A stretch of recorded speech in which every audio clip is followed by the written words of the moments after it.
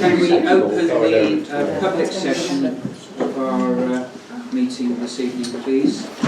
We've got 1 or 2 speakers. Can I request that you are as brief as possible, and we'll obviously allow some questioning as well. But could I call Andrew Goff, who wants to address us first? Well, Chairman, just letting yes. you know, I've got to leave the room in terms of the planning applications, I'm sorry. but I'll come back. Yes, so we're doing. Andrew, give me a shout. We'll give you a shout. Thank you. Thank you, Mr. Chairman. Andrew. I live at 103 Brent Street. I mean, what I've got to say is about a retrospective decision that you've made, and in fact a planning application which has been approved by Sedgemoor for some reason, which you may remember at your September meeting. You discussed this, you had the developer here, there were slight problems with your overhead projector and things. You were quite forcefully against it because of the privacy and the size of the buildings. But despite this, and despite the fact that this had actually been discussed twice before at this council meeting, and you had unanimously rejected it on the grounds of overdevelopment, this time you had no observations, which was very surprising. I would also point out that your meeting was only 1 week into the consultation period, so whoever looked at this, I don't think he's here today, didn't actually have all the information. He said that none of the local residents had objected. Of course, we didn't have time. I actually only received notification from Sedgemoor 3 days before your council meeting. So I just want to say how disappointed I am. Okay, I'm disappointed at the result, but we can do something about that maybe. But I'm disappointed at the way it was handled here. We would like to think, as a village, that this council supports us in planning and not development. Planning is very important. Sedgemoor Council, I believe, I do believe that they are actually hand in glove with the developers. I can say I do believe that isn't a slanderous or libelous statement. I'm not saying this council is in any way at all. I think you actually acted on the information that you given. I will speak again, if I'm allowed to, at the Travellers, when you discuss that, if I may. Yes, of Right, course. that's all I've got to say anyway. Okay, thank you. I think your comments are taken on board by us all. Okay, can we move on to the Oakdale? Amanda, we've got Amanda who wishes to speak to us, Paul who wishes to speak to us, and I think Andrew wants to speak to us again on this particular development. Can I just say something to start with then, which may be relevant? If you want, do you want to open it? I could do, yes. I won't say a great deal. Okay. I don't know whether you all have details of the planning application, do you? Yes. If you look on the application, the handwritten application, it says on the back, pre-application advice. Fully supportive of this application with the name of Stuart Oulet. I guess it's Oulet or Roulet, French name. Oulet. Howlett, okay. And then if you look on Sedgemoor Planning, the case officer is one Sharon Oulet. Yes. Had you noted that? Husband and wife. Yes. I mean, is that something that we... Well, I think they both work independently. Yes, they There's do. nothing... They live in the same house, they must talk about the same things. One was obviously fully, as it says, fully supportive. I have a query about it, I must say. Okay. That's all I wish to say. Okay, Andrew, thank you. Amanda, Hello. the floor is yours. Thank you. Well, I live at Battleborough Farm, so our house is the Grade 2 listed building, and Oakdale, the Travellers site, is immediately next door. So it's literally right along our driveway that's always been there. So historically on any map, that has always been our driveway. So I guess there's several things. One is, why should it be retrospective? Why has this been going on and on and on? It's clearly within the immediate curtilage of a Grade 2 listed building. So it's of detriment really to a beautiful building which we as a family are trying to really restore over the next 10 to 15 years. It's been smothered in concrete, cement, and it's basically crumbling. So it's a huge investment for us as a family.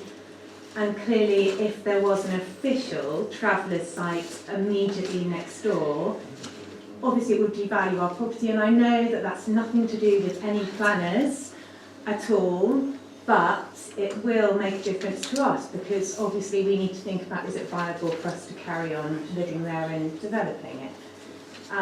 The other thing as well is that on the plans it is to extend Oakdale's gateway and driveway out, so we will immediately clash with them.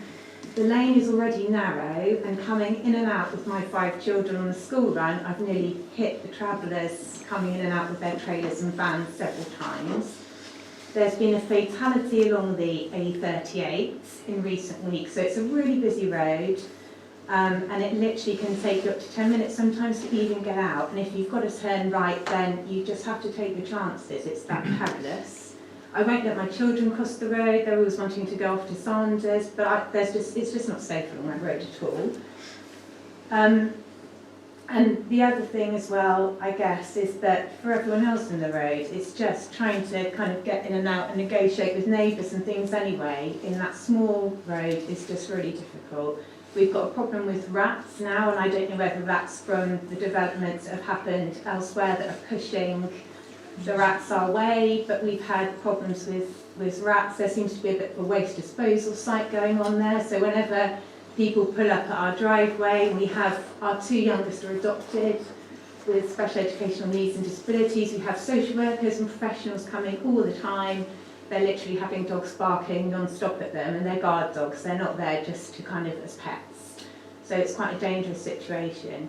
And it just looks a mess. It looks a mess now, and I can't imagine that having a transient community, because they're not just travellers who are going to be there for 20 years like these ones. They could be in and out. We don't know who's going to be there. So having a transient community immediately next door to a Grade 2 listed building, I just don't see how a planning officer at Sedgemoor could think that that would preserve this lovely historic building. So it's just, obviously I'm passionate about it. It's our home, but we think that the village should really be behind us in supporting it. It's something that the village should be able to treasure for years to come.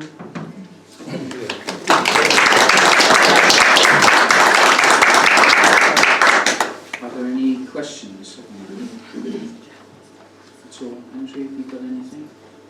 Amanda, the fact that this development is so close to you, to your boundary, will you be suffering from any loss of privacy at all?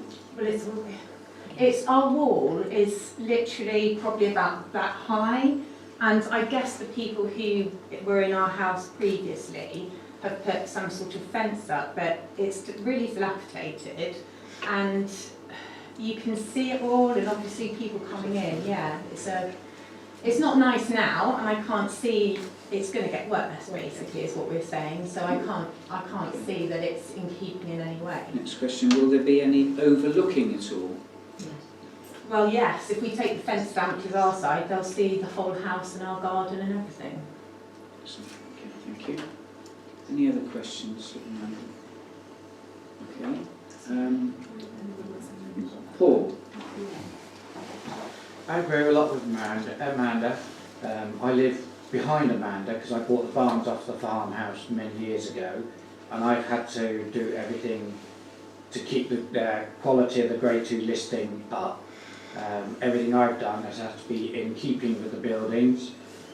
They actually border on the back of me, and I know their dogs are not very nice because I've been bitten by them already.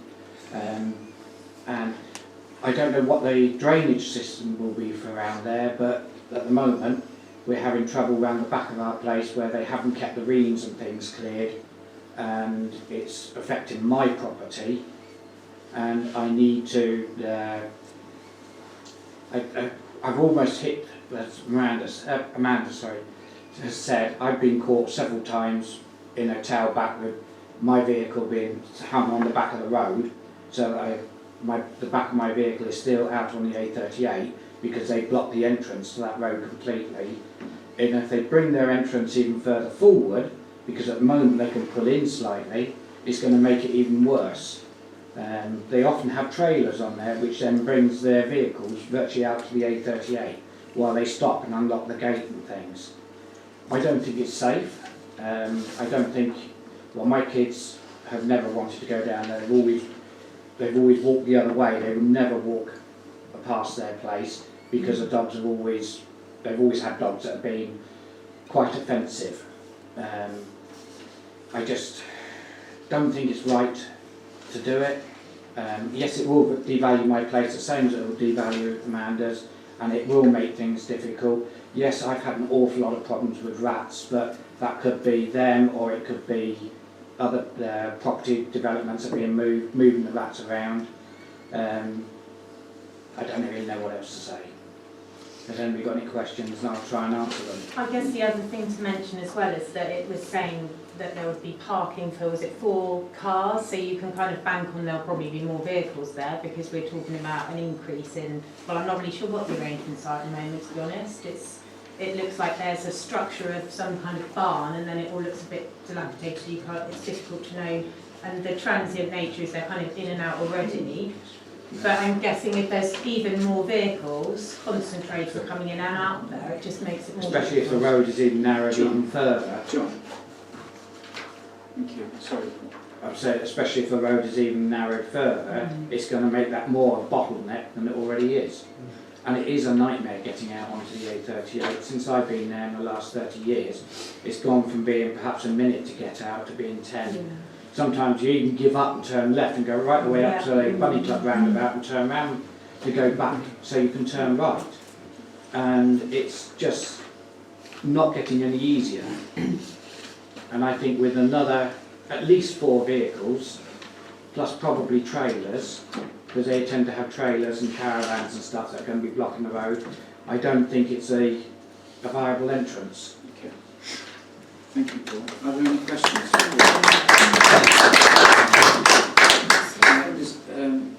Just a matter of interest, you've heard some of the comments there. Is anyone else wants to have the opportunity to speak on this? Do we have another speaker on it? We don't. No. So, okay, if no one else has got to speak, then we'll move on to John Matthews, who wants to speak to us about the village shop. I understand, John. Yeah, thanks. I have to declare an interest. Yeah, fine. Thanks. We'll give you a shout. Yeah, that's fine. Thank you.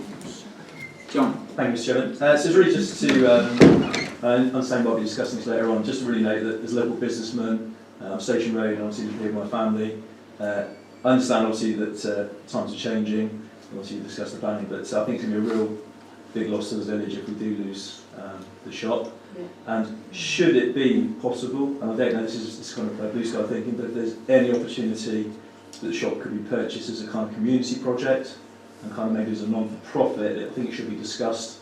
And I've certainly spoken to a few of my friends in the village who would be very keen to have that conversation, that maybe it could be discussed as some sort of community-led project in the future, were that to be applicable and that the two entities were separated. I've certainly recognised I use the place every week for my parcels, for my business, and I try to use the shop, but I think maybe it might need some sort of new energies to sort of reinvigorate it. And I think maybe it's a project. I think if everybody in the village were sort of some sort of shareholder or were sort of interested parties in it, I think people may be more likely to use it on a more regular basis as well. Obviously, once it's gone. It's obviously going to be pretty much impossible to replace once it's gone. I'm 45. I've grown up in Burnham. I've lived here a long time, and there's always been something in Brent Street that people can use, obviously. So it's going to be a real loss to the village. But also next to the social angle as well. There's a lot of people that go there and meet and chat. Obviously, kind of getting their bits and pieces. So the social angle for the village, I think, is really important. And I think maybe if there were volunteers there, that it could be some sort of project, maybe for the future, were it possible and were it applicable, and maybe the parish council could look at that and maybe discuss that accordingly. I think that's pretty much what I've got to say on it, but I'd certainly be keen if on the village side, and some of my friends in the village as well, if that was a conversation I could help with in the future from my kind of business perspective. Thank you, John. Thank you. Any questions, John? Just to put you in the I suppose, conversations are being had along the lines that you have outlined, and we will be discussing them. Fantastic. But I think tonight, correct if I'm wrong, Andrea, we've got to view this as purely as a planning application, we cannot say we can't make this decision because we're going to lose the shop. We've got to view it as a planning application only and nothing else. Would you agree with that, Andrew? So our hands are tied as regards to the planning application. Yeah, sorry, just one thing I did forget to add, is that I think maybe there's potential that you could look at some sort of meeting point for teas, coffees, maybe some sort of informal cafe for the village as well. And I think that could be something that, again, that certainly some people I've spoken to that have retired in the village would be very keen to look at that and to support were that an option in the future. Thank you. It is being discussed. And Thank you. Thank you. Okay. Does anyone else want to make a comment on the shop while we're on it? Have you?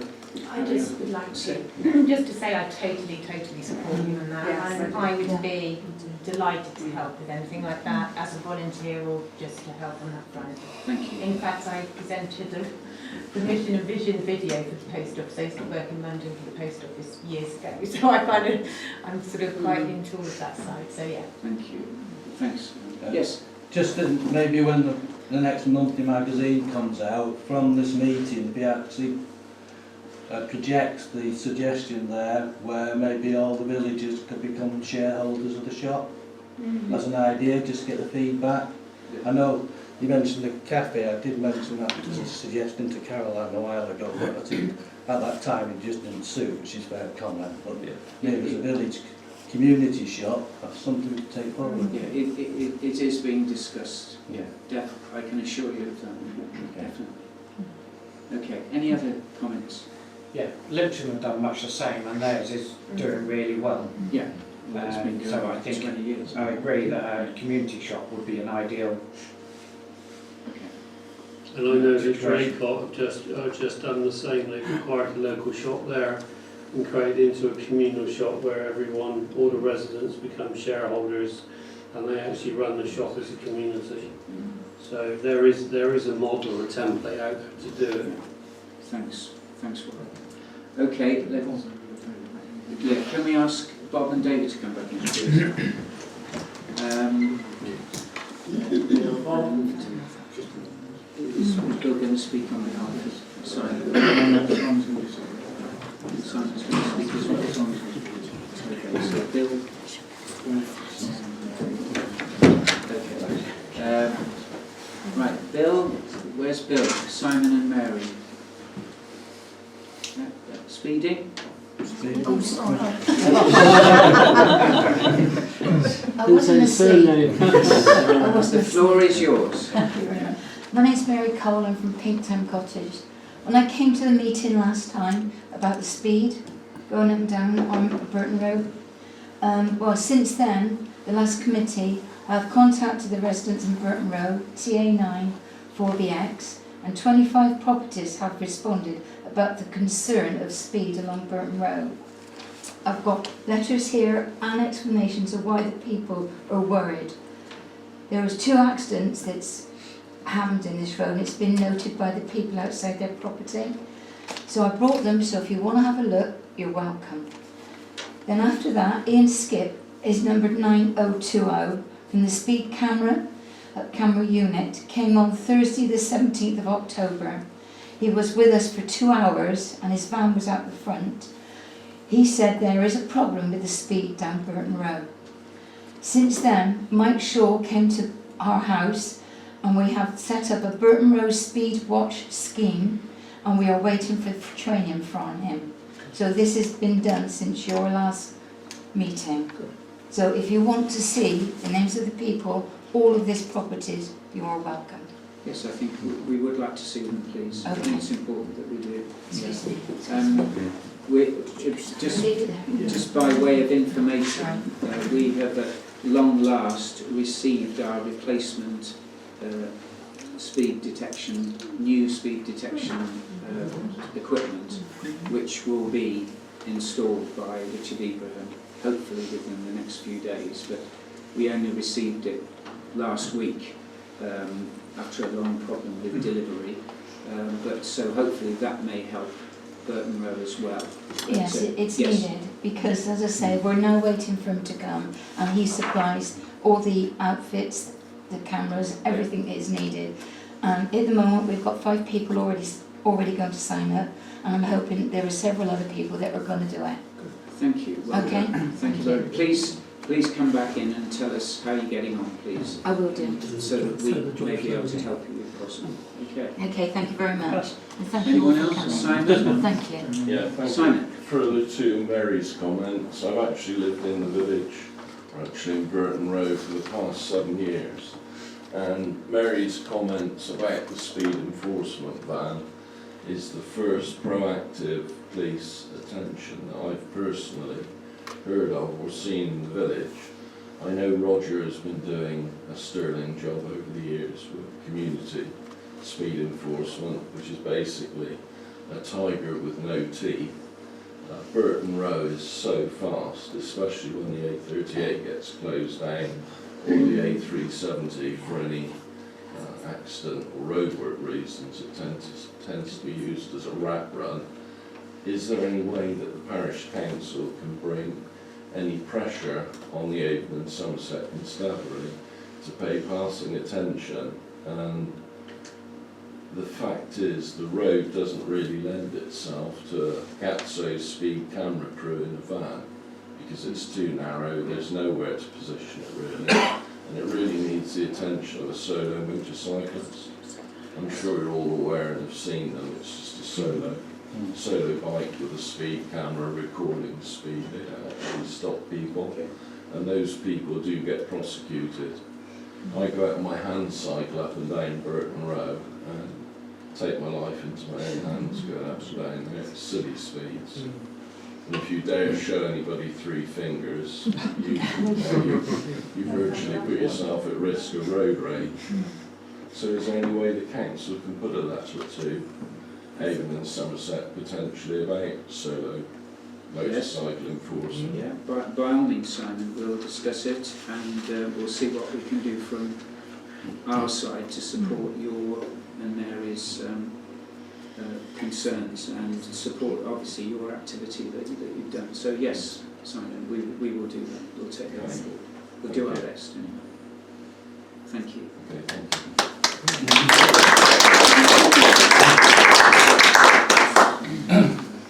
Bill? Yeah, just carrying on from what the good people have just said, when you send that letter, can you emphasise that the bulk of Burton Row lacks pavements?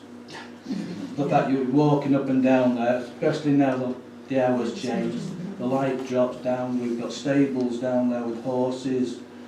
I know the other Wednesday after Skittles I was walking back up Burton Row, full reflective gear on, torch, about 10:30, or 11:15, and I could hear cars revving up because they thought they'd gone past a couple of houses. I think what it is, they come round from Burton down the back road, go past Bellevue Villas, a couple of houses there, and then they think they're in the country, and then they just put the foot down because they see a field and go. And I think those are the comments that need putting in that letter to emphasise that's where the problem is. Thank you, Bill. We will do that. Okay. Last one. Any more questions or any more comments on speeding in Burton in particular? We're just that little bit step further. I'm in Ham Road, Yes, so hi. Yeah. we're just that bit further because we've had our police training Yes. and we've started going out. I think we've been out 3 times now, and the worst one was one day this week. We were out there at 7:30 in the morning, and we caught how many? Six in people 20 minutes. doing a lot more than 35 miles an hour. The worst one was 41. Didn't even see us. Did you take the numbers? Yeah, we've got it all. So you know they've gone over the process of reporting those to your superiors, if you like. Yeah, and then we've got more training next Wednesday with the policeman again. He's going to come out and just check that we're doing everything right. But we've been out 3 times already Thank you. and caught people every time. Well done. Doing it the first Thank time. you. Thank you. Perhaps you could also pass on some of your We've experience. been working together with Mary. Marvellous. Thank you. Will you please excuse me? Yes, sure. It's nice to see you. Thanks for coming. And so that's from Station Road as well. I mean, we get exactly the same German in Station Road. The certainly I've been there 10, 15 years. Volume of traffic has gone up. People using it obviously as a rat run to Barrow and Bream. We regularly get motorhomes coming through at ridiculous speeds. We get people towing caravans. And lastly, one that really infuriates me is you see more and more the last couple of years, people just emptying their window with their fast food and stuff. They're using Station Road as a litter bin. And just as an observation, whether you could maybe look at some of the campsites, maybe something from the village of Brent Knoll, maybe we're dropping some sort of leaflet of communications to the campsite, just to kind of be respectful of the villages that you come and go from to Barrow and Bream, because it's noticeable that a number of these people, and I regularly get abuse from these people with certain types of accents coming down to Barrow and Bream, and point out without generalising. It's noticeable. It's become a much bigger rat run the last 5 or 10 years to Barrow and Bream, and hopefully there's a relief road that takes away some of that stress in the future to Barrow and Bream. Thank you. Last speaker, George, you're going to give us an update on Yes, it's as normal. I'm in the hands of the Sedgemoor Conservation Officer. I did email him to say that the meeting was tonight and that I would like to make a report, sort of thing. He did say there would be one available, and then I think it was about yesterday he said it would be today. But I did have a look before I came out and it still hasn't arrived. He is very much into it. He's helping a lot, I think. But it's just a question that I have to wait until I hear from him. Okay. Thank you. Right. Just by way of interest to the people that are here, you may not understand what George is on about, but George is leading a project to restore a very old chest tomb, which is particular to our churchyard in St Michael's here, which has fallen into disrepair, and he's leading a project to seek to try to restore it, because it does have architectural significance for Brent Knoll Churchyard. So thanks, George, for all your efforts. Okay, is that the end? I'm going to close the public session now. Thank you very much for coming. Thank you very much for showing us your interest. If you want to stay around, for the planning applications in particular, by all means do so. And then feel free to leave once we've gone through those decisions. It's entirely with you. Before it closes, can I just ask a question? I may have missed it. It was not what in this meeting, but the previous meeting. It was where the new housing going up along opposite standards. Hang on. Can you hang on a minute, because we've just got somebody asking a question. The new housing that's been built roughly opposite Sanders now. Yes. When that application was going through originally, there was talk about a roundabout or traffic lights in that area. Do you know what's happening about? Is that just all disappeared now, or? Yes. Affordable houses in there instead. Right. Disappeared. Disappeared. Right. Thank you. Yeah. Okay. Carry on, please.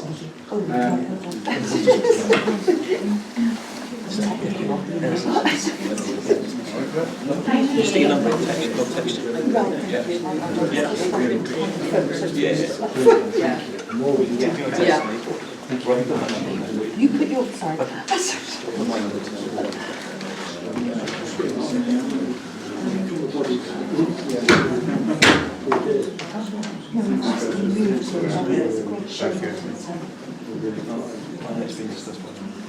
Right.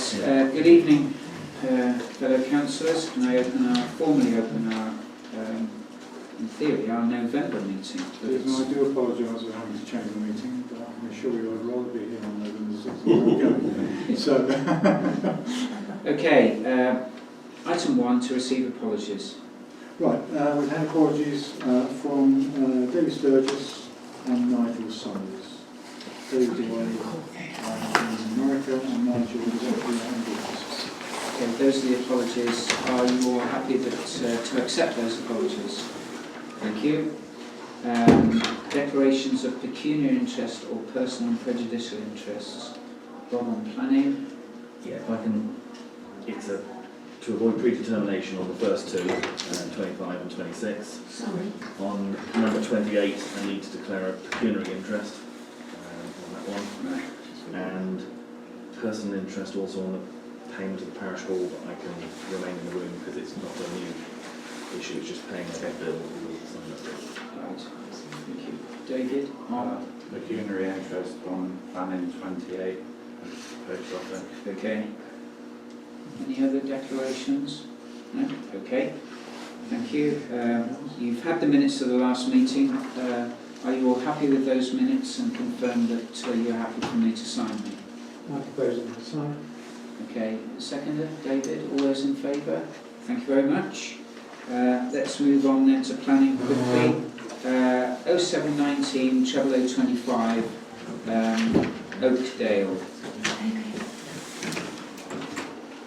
Andrew, do you want to talk to this? Sorry. Oh, I'm sorry. When you get this paperwork of the, about the speeding, could I have them back, please? Yes, of course. So if you can just put them Have we got your... It's Pinktown Cottage. Pinktown Cottage, you've got these. Yes, Is that okay? yes, sure. Sorry Yeah, about that. I'm sorry. Thank you. Sorry. Sorry, Andrew. That's okay. Okay, so 0719 00025 is a part retrospective application for the change of use of land for Travellers Caravan Site, 2 pitches, with each pitch comprising of 1 mobile home, also 1 semi-detached day room and associated development. There is a list of what's already gone on previously, which has been refused. So we can look at, they've asked for an erection of a bungalow and use of the existing access, use of the land as a permanent site for a private gypsy caravan, use of land as a site for a private gypsy caravan site, use of land as a site for a private gypsy caravan site for 1 family, use of land to site 3 gypsy mobile homes, change of use of land to create a travellers caravan site compromising on 3 pitches, each pitch 1 mobile home, 1 utility day room and associated development, and then part retrospective application for the change of use of land for travellers caravan site, 2 pitches, each pitch comprising of 1 mobile home and 1 semi-detached day room and associated development. Okay, so that's all the applications that have been historically for this site. Controversial. If we have a look at the neighbours, 29 respondents have made their feelings known on the internet. Some of them objecting and a couple with observations. However, some of the content was burning matter, black smoke, worried about the supply of free fresh water, disposal of wastewater, because there was 2 developments in progress already in the village. Would this be, extensive? It's a busy village. Somebody questioned that there was a travellers site at Middlezoy. What's happened to that? It's out of character. That Brent Knoll has got historical interest. The growing dangers of A38. Some people said that they've not been informed. That there are greedy landowners that are selling their backyard, for a quick buck. No place for a traveller's site. And then sort of the most damning was upmarket property owners are happy to sell their back gardens to expensive housing developments, then reject the most nomadic way of life as an eyesore. Okay, so again, it's pretty strong stuff. However, as the planning person, these aren't planning matters. And it's really sad because I think if we'd have had some kind of general advice that we could put through all of our neighbours' doors, this could be so much more substantiated with the reasons that you can object. And I just feel that there's 29 people that will suffer as a consequence of that. Obviously we've heard that there's great objection, so when you then look at the application, they've actually gone out to a company and a statement from this is in response to Sedgemoor District Council, and it's their understanding that Sedgemoor are no longer pursuing reasons 3 and 4 for refusing the grant planning permission. However, they maintain that permission should not be granted on the basis that the appeal site lies within a flood zone, okay?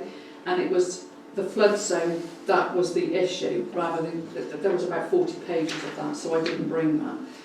So there's the site, and then the environmental agency has got back involved, and in principle that they do have an objection. That's been noted. The Axe Brood Drainage Board, they made comments as well, and they're saying that they have no objections to the proposal. However, they're saying there's not adequate detail that's been made available. So again, it's a shame that that wasn't looked into a little bit more. And then, oh sorry, that was an email that was substantiating, you know, why didn't somebody give me some more information? And then environmental health, they've made a comment, and it's about the proposed type of foul drainage, and that apparently septic tanks from January the 1st 2020, the Environmental Agency, septic tanks will no longer discharge directly into water, surface water such as ditches, streams and rivers. So again, does that say that there's a septic tank there that will actually go into, is it the causeway, is that what it's called, into the Reams? So again, that's been flagged up. With the Sedgemoor Town and Country, they had already objected and they continue to stand by that. It says previous comments apply, and that is on highway matters because they feel that it's detrimental, the access. And then we've also got an email from Battleborough Farm which states probably better that it's there's a lane with a grade 2 building, it's natural beauty, it adversely affects the character of Battleborough Lane, the proposed materials of the construction are inappropriate for the location, and it's a permanent construction, and we know that if you have a caravan with a day room, you can actually put a house on there in 7 years. So, you know, is that what's going to happen? And also, this is not really relevant, but the person that owns this land doesn't live on the land. I don't know if you knew that. No, the person that owns it doesn't live there. So, again, you know, in the letters, you know, the people that are on the site are friendly. They've been there for 20 years. They've never had a problem. But what they're worried about is that, you know, if you have accommodation for 2 caravans, how many people does that bring in? So it's the old question of what precedent is set as a result of this, but we can't consider precedents, as I was politely informed by Andrew. So you can't look at the consequences of what you actually pass. You've got to view it as it is. And I looked at the 39 comments, and I think the main ones that stick out for me is that it's completely out of character. And it's out of keeping with the historical site, and also it has a detrimental impact on the view of the Knoll from a major road for people visiting the area. I think there probably is a loss of privacy for the lady that spoke to us. I think also, as you quite rightly say, it's of an inappropriate construction. Those are, like my observations, very much the same as yours, but perhaps I could ask others whether they want to comment on that. John? Well, very briefly, from all the comments that have been made, the points that have been made, without going into detail on any one of them, I think it is entirely inappropriate site. In taking into account every comment that has been made. Being devil's advocate, can you actually say that you would not want a particular type of home for somebody in your village? And if we're seen as positively trying to provide homes because we're doing affordable housing, I'm really sorry to say this, but there is a flip side to this. You know, should there be an opportunity for people of the travelling community to actually have somewhere to live and somewhere permanent to reside? And you know, unfortunately, this is something that we do need to say, because we can't be narrow-minded about this. No, I understand your comment and the point. It's a real point. But likewise, you could say that the property with which they're constructing is not within the character of Brent Knoll or the ensuing area. Now, that for me, in other words, if you're going to build a place or have a place, then it should be in keeping.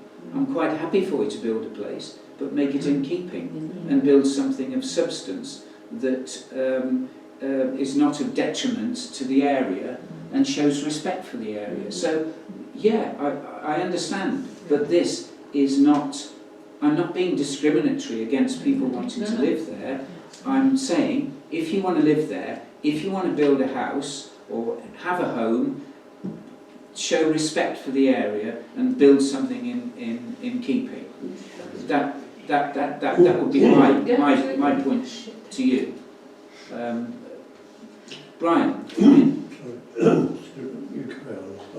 I'm concerned that access is a major problem here, not just to the main road, but how it affects neighbours on that road. I'm also concerned that the term associated development is rather open-ended. What does it mean? What does it mean that they can build? What can they do there? It leaves it wide open. Is that, you know, the day room, and then the day room becomes something else? Something else? I don't know.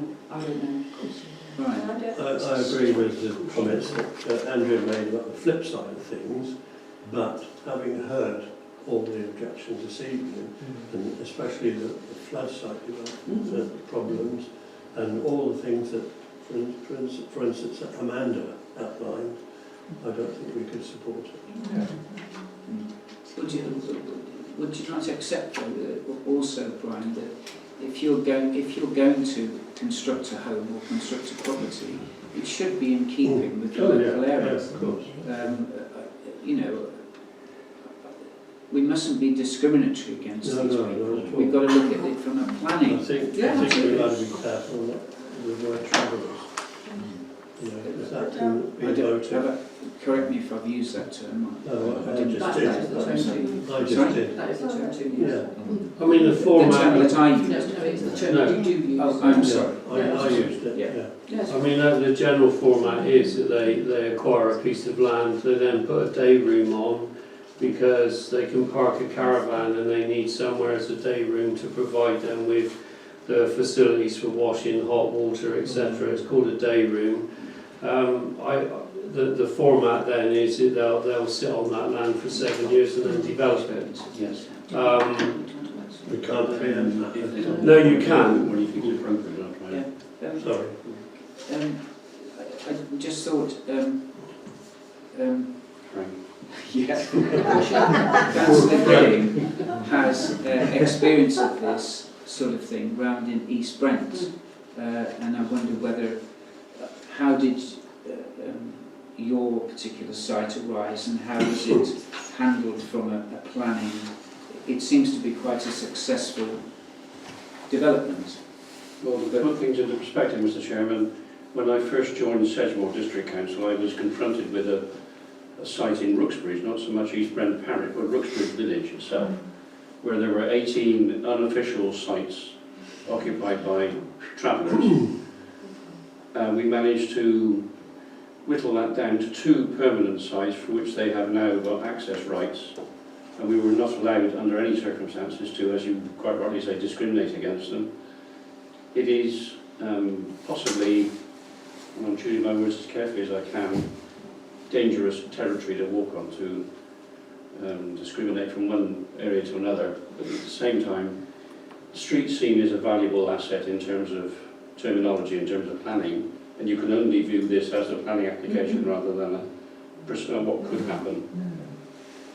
So the fact that a day room may possibly be built and then could be replaced in future with some sort of permanent residence is not something you can But they'd consider have to now. put in for planning permission to actually Convert change it. Change the house, that's why I wanted to No, they could do that. They're asking for a day room. which is their culture. This is another thing which we've got to bear in But mind. it doesn't mean to say that, you know, that they would ever do anything different. But if they wanted to put a house there, then they would have to go through the whole planning. They'd have to come back with another fresh Yeah, planning application for that, yes. Yeah. But now, in fairness to the development in Brooksbridge, which was what I was confronted with when I first became a district councillor, which was a fairly steep learning curve, trust me. We managed to get it down to 2, and despite the local opposition to it, you wouldn't know that they were there now, in all honesty.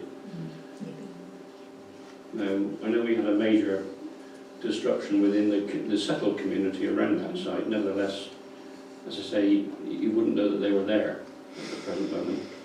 They've been very unobtrusive and run businesses from the site with consent. Are they quite close to the village, or are they, because I can remember it was a big site, wasn't it? It was a very big site, but it And was they had this purchased. tower, didn't they? Sorry? They had a kind of tower there, I don't know what it was, it was like a... No, I There remember it, I remember There's it. lots of debris there. In fact, Yes. we discovered by chance Yes. that a member of one of the families had been buried on that site. Okay. Yes, Malcolm. Can I ask, is this site at present being used as a business? There's a traveller on there. No, I meant, do they conduct a business from that site? Right. Again, I don't think that's necessarily planning. If they want to run a business from there, then surely they'd have to have planning permission. Well, that's what I'm wondering. Okay. Yes. My only observation is one, fundamentally, is that there's no observation from listed buildings, because it's a Grade 2 listed building, it's within the curtilage of a listed building, and why isn't there something from Sedgemoor listed consultant as to, you know, the detriment of a Grade 2 listed building? Or is there no observations? There's nothing on the plan. There's nothing there. I had a look myself. No. Because I know the listed buildings person, it wasn't in post for a long time, is now only recently come into post, and, you know... I'm very involved. So, you know... And I think you've also got to be also got to be careful, is that all of the issues that are now at Batterborough Lane were all the issues that were brought up for 2 Brent Street. And you were looking at 18 houses, now we're looking at 2 mobile homes. You're looking at the impact on the village. And as much as there was opposition here, and there was, you know, a great deal of opposition in the village, representation, you know, online, then going forward to actually going into the district council. But the district council turned around and said, you know, we approve this. So sometimes you wonder where your voice is. And we want to represent you, we really do. But we've got to sort of show that we've spoken about everything and that we've... Give a balanced view. A balanced view, yeah. Not that it's a personal view, because it's not, it really isn't. And then make a decision. But I would say that we couldn't possibly support this. Sorry, Malcolm. Sorry, I should have. I didn't hear anything about any archaeological research. Yeah, but they're not building. It's a mobile home. Portable homes. but septic tanks and things like that. They did say about septic tanks, and in 2020, next year, that septic tanks can no longer run into... They will affect the geology of the land though, won't they? Well, you wouldn't want to live somewhere that you went to all the expense of putting a septic tank and you have the use of it for a year and then you'll be yanking it back out again, and then, you know, running water, clean water, and you know, these issues have been brought up. One last question from me. Could this site be considered to be overdeveloped insofar that you've got 2 homes and a day room on this site? No. No. Okay. Unfortunately. Yeah. Okay. There's enough room to drive in, and there's enough room for turning circles, there's enough room to park cars by the plots. Yeah. Okay. So we can't have that one. Okay. Andrew, your suggestion was that we should refuse this application. I don't think we should support it. Well, sorry, we should not support it. Upon what grounds do you feel that you would... Okay, I still believe that the issues of the flood zone, they still exist, that they haven't been addressed, and there's in a flood zone 3A. So I also feel that there's going to be issues with road safety and also access to the highway. Drainage of rooms. Drainage just saying no objections, however, there's inadequate detail, so I would say that again, Inadequate parts it- of it- flood zone. yeah, and again that there needs to be more information. Are we not taking into consideration the detrimental impact on Absolutely. views? Yes, absolutely. And also out of character in terms of the construction? And that there's a listed building in close proximity that I think. And we have the knoll, which is there, which is not relevant. And a monument. Sorry, Brian? And it's a listed monument, isn't it, not the Yes. knoll?